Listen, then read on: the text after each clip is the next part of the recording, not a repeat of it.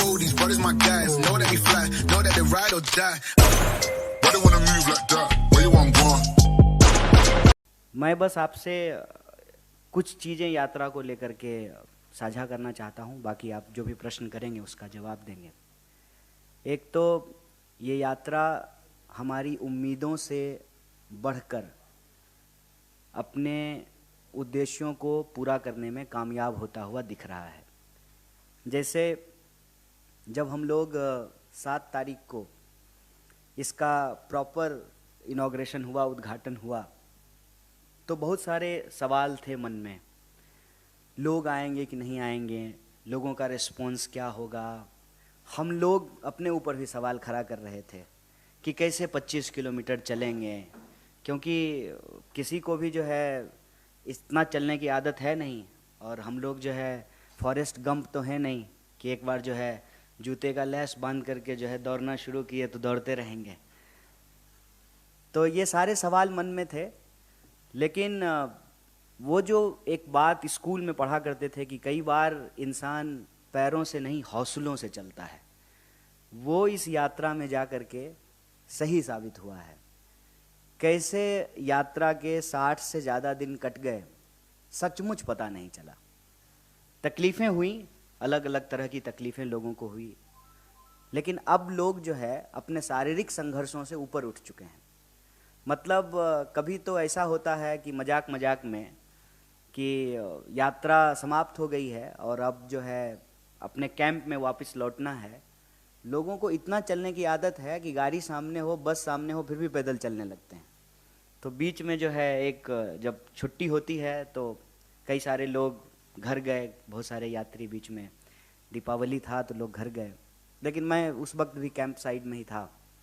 तो कुछ जो लोग घर से लौट करके आए, उन्होंने एक बड़ी मज़ेदार कहानी सुनाई कि हम लोग जा रहे थे एक मार्केट में, तो घर वालों ने कहा कि हम लोग कार से चलते हैं, तुम तो पैदल चलो, आराम से 20-25 किलोमीटर तो चल ही लेते हो, अब 20-25 किलोमीटर चलने में कोई दिक्कत नहीं है। और आज भी जब मैं इस प्रेस कॉन्फ्रेंस के लिए आ रहा था तो मेरे कुछ दोस्तों ने कहा कि इंतज़ार किस बात का, शुरू कर दो, 12-13 किलोमीटर है, 24 अकबर रोड पहुंच जाओगे।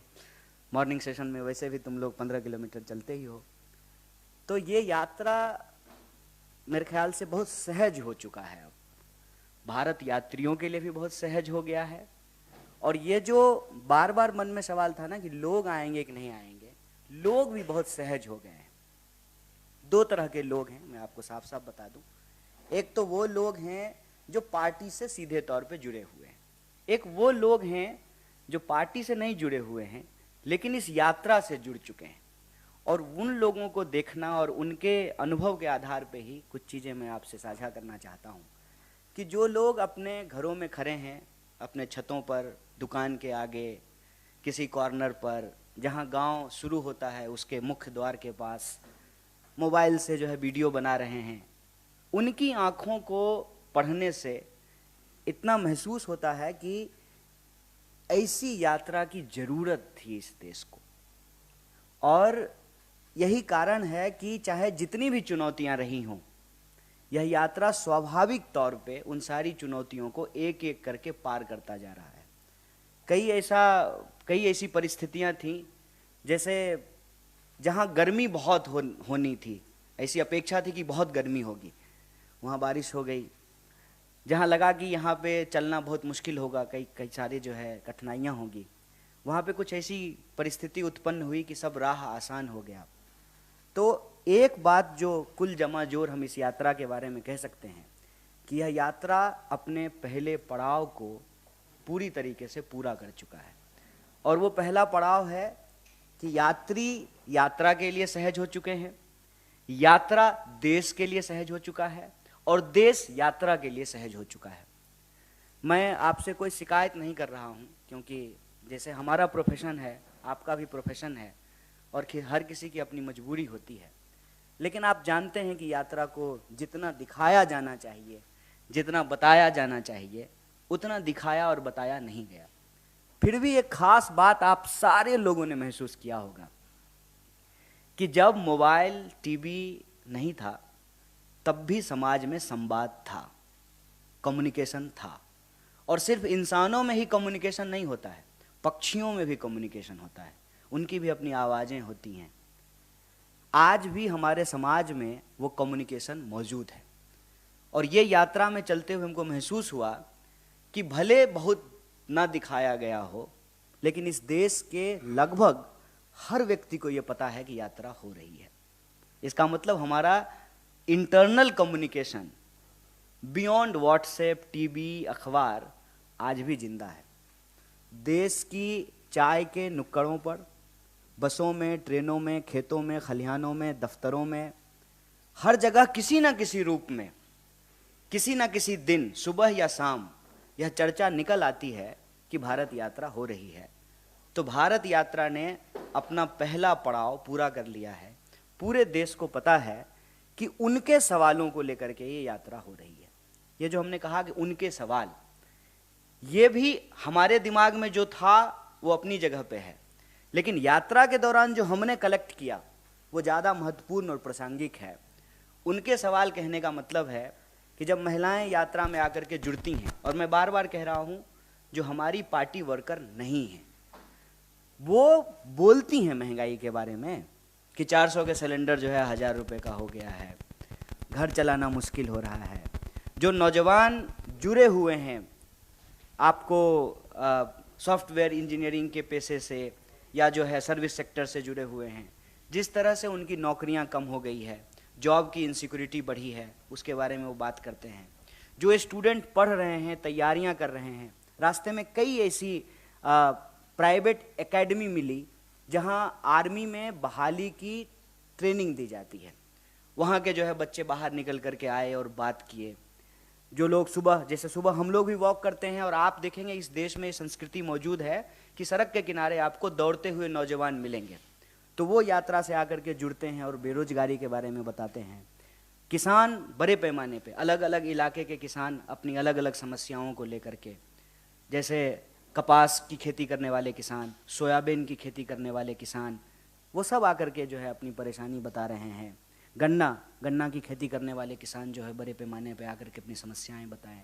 तो महिलाएं, किसान, नौजवान, सिविल जो आपको सर्विस सेक्टर में काम करने वाले लोग हैं, या जो प्रोफेशनल्स हैं जिनके पास ऑलरेडी स्किल है, जिन्होंने बीएड की डिग्री कर रखी है, जिन्होंने बीई कर रखा है, बैचलर ऑफ इंजीनियरिंग कर रखा है, उनको किस तरीके से जॉब नहीं मिल रहा है। जो आर्मी एस्पिरेंट हैं उनको किस तरीके से जॉब नहीं मिल रहा है। तो ये मेजर इशूज जो है वो निकल करके आए हैं सामने में। नारी सुरक्षा, किसान के फसलों का दाम, मजदूरों को सही मजदूरी, नौजवानों को रोजगार, महंगाई, ये सारे मुद्दे जो है भारत जोड़ो यात्रा में प्रोमिनेंटली हम लोगों को पता चला है। और भारत जोड़ो यात्रा जो एक उद्देश्य लेकर के चला था, क्योंकि बार बार ये सवाल जो है किसी न किसी रूप में पूछा जाता है। आज हमारे एक पत्रकार दोस्त ने फ़ोन किया और कहा कि कितना जोरे, भारत कितना जोरे। तो हम बोले कि टेलर का दुकान चलाते हैं क्या, कि 1.5 मीटर जोड़ दिए, 3.5 मीटर जोड़ दिए।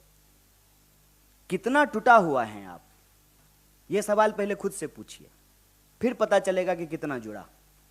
जब यही महसूस नहीं हो रहा है कि कितना टूटा हुआ है, तो क्या जोड़ रहे हैं ये भी पता नहीं चलेगा। हमने कहा कि जब आपको ये महसूस होता है कि आपने अपनी पूरी जिंदगी किसी एक प्रोफेशन को दिया, लेकिन चैन नहीं है, सुख नहीं है, शांति नहीं है, हर वक्त ये दिमाग पे प्रेशर रहता है कि कब नौकरी चली जाएगी, तो यह जो असुरक्षा है, इस असुरक्षा की भावना को खत्म करके सुरक्षा की भावना को जोड़ना चाहते हैं। ये भारत जोड़ो यात्रा का लक्ष्य है। जो नौजवान अपनी पढ़ाई कर रहा है, उसकी जो उम्मीद है, जो उम्मीद टूटती है जब बहाली नहीं निकलती है या प्रश्न पत्र लीक हो जाता है, उस टूटी हुई उम्मीद को जोड़ना इस भारत जोड़ो यात्रा का लक्ष्य है। जो महिलाएं आ रही हैं, उस भावनात्मक तस्वीर को आप सब लोगों ने देखा होगा कि कैसे ये आसान बात नहीं है कि किसी गैर मर्द के साथ उतनी सहजता से कोई महिला मिले। तो महिलाओं को जो आज नारी सुरक्षा की स्थिति है, जिस तरीके से बलात्कारियों को प्रेज किया जा रहा है, ऐसी परिस्थिति में महिलाओं की उस टूटी हुई उम्मीद को जोड़ना ये भारत जोड़ो यात्रा का लक्ष्य है।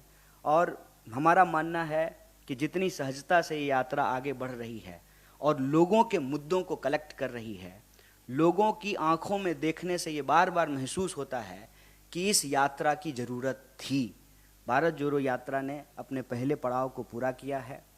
भारत जोड़ो यात्रा को अपने दूसरे पड़ाव को भी पूरा करना है, और दूसरा पड़ाव ये है कि हम इस देश की सरकार को, इस देश की सत्ता को, जो देश के लोगों के मुद्दे हैं उस पर उनको जवाबदेही तय करनी पड़ेगी। ये भारत जोड़ो यात्रा का दूसरा पड़ाव होगा और हमें पूरी उम्मीद है कि उस पड़ाव को भी हम लोग पूरा करेंगे।